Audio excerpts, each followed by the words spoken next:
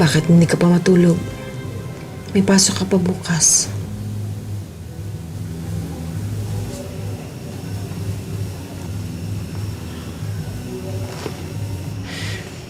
Nay, sino siya?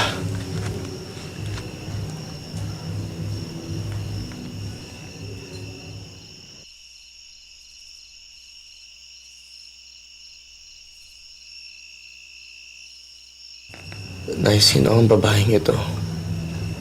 Sino ba talaga ang babaeng nakikita ko dito? Bakit nandyan yung babae na nasa panaginip ko, Nay? Totoo ba? Totoo bang ampon ako? Siya bang totoo ko, Nanay? Hindi. Maniwala ka sa akin, hindi.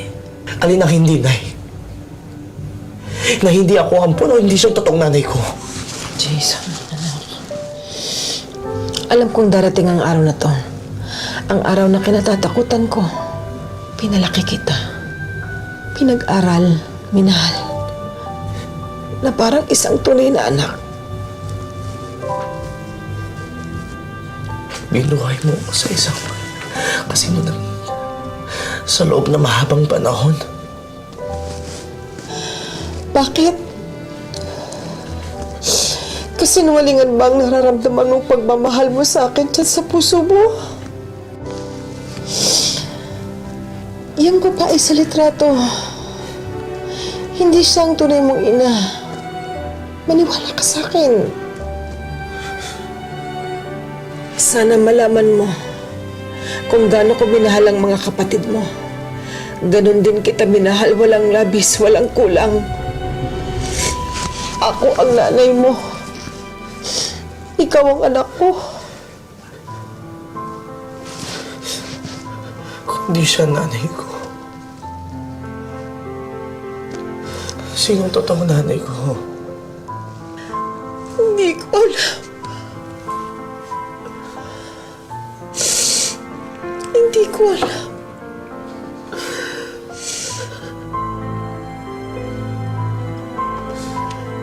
Hindi ko alam.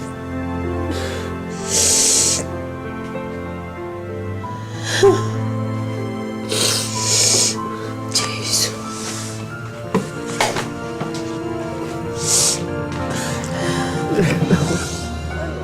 Na mga sandaling iyon, bagamat mahal na mahal ni Jason ang kanyang nakagisnang pamilya, nagdesisyon si Jason na hanapin ang kanyang tunay na ina. Pero ito ay kanyang sinarili dahil nag-aalala siya na baka magtampo o di kaya'y magalit sa kanya ang kanyang nanay Angie. Lalo pat madalas itong magkasakit. Basta alam ko maka-anim tayo. Siguro makakabuo tayo ng isang team. Basta 3-on-3 na lang tayo. Sige, sige. Kaya natin yan. Wala. Hindi, basta, hindi. Wala. Oo, pare. Sunod na ako. Sige. Sige, sige. Kita tayo mamaya. Ah.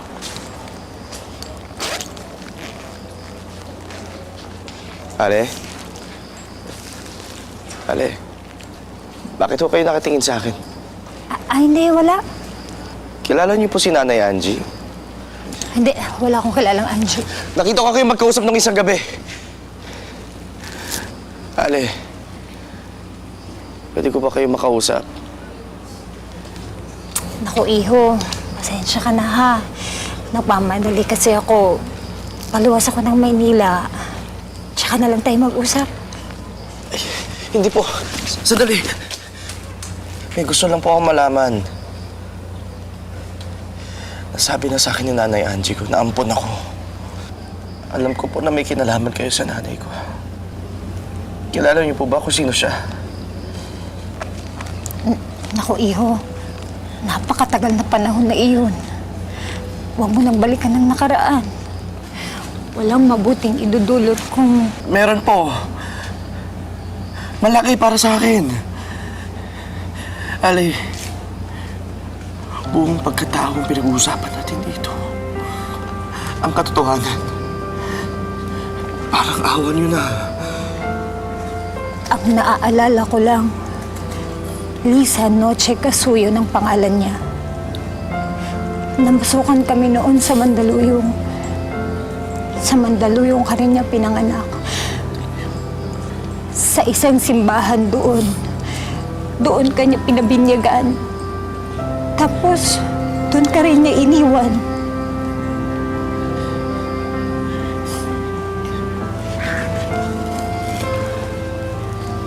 Iniwan niya ako? Iniwan niya ako doon?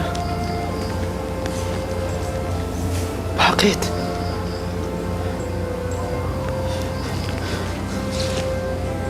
Hindi ko alam. Hindi ko din talaga alam, pero hindi ka na niya binalikan. Ngayon nga, hindi ko alam kung nasaan na siya. Wala na rin akong balita sa kanya. Sige na, iho. Mauuna na ako. Mauhuli pa ako sa bus. Sandali lang, ho. Pasensya na. Pero yun lang talaga ang tanging nalalaman ko. Pasensya na, iho. Sige na.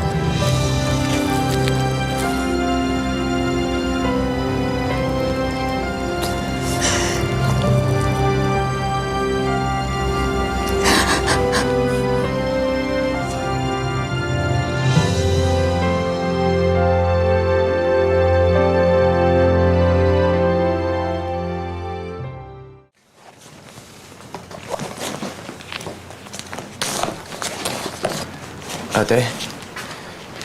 Ate, saan punta mo? Sa ospital. Bakit? Sino nandun? Nay? Ate, nasaan nga pala si nanay? Jason, si nanay ang nasa ospital.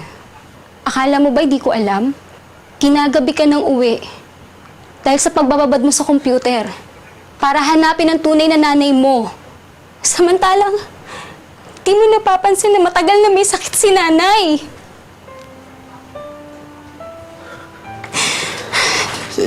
Ate. Anong sakit? Anong sakit na nanay?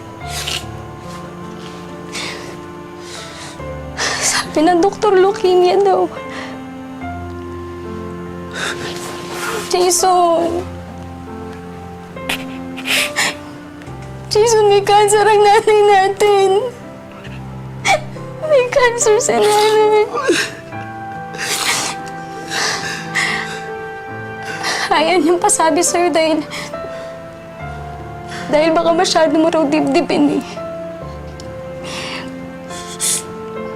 Marami ka na raw pinagdadaanan.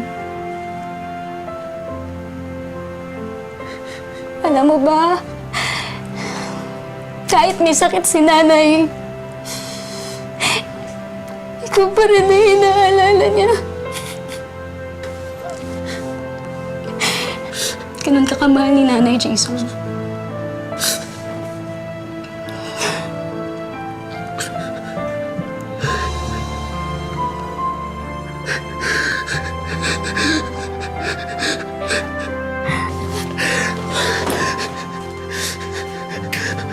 Ate!